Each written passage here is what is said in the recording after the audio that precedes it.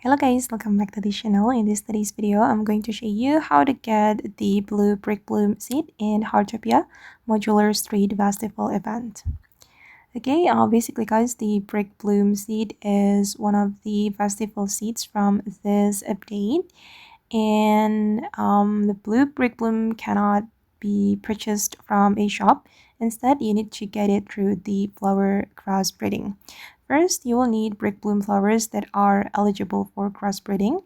Flower breeding unlocks once you've progressed in gardening and allows flowers of the same species to produce new color variants. And the flowers should be planted next to each other and checked after the daily reset. And the blue brick bloom is a 4-star variant. According to community breeding guides and player experiences, one of the most common method is breeding the two 3-star brick bloom variants together until a 4-star result appears. Players report that the 4-star outcome can be either blue or purple. So getting blue brick bloom depends partly on RNG. And to increase your chances, create multiple breeding pairs instead of relying on just one set. More breeding attempts means more opportunities to get the blue brick bloom seed.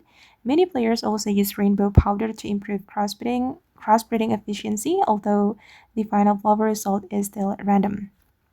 And this is my combination, guys. I combine pink and pink, and the result is blue brick bloom.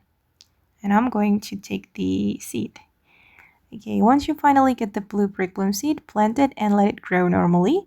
You will need blue brick blooms later if you are trying to complete rare flower collections and higher tier flower breeding goals. Okay guys, and that's how to get the blue brick bloom seed in Heartopia. If this guide helped you, don't forget to like and subscribe, and I'll see you in the next video. Bye!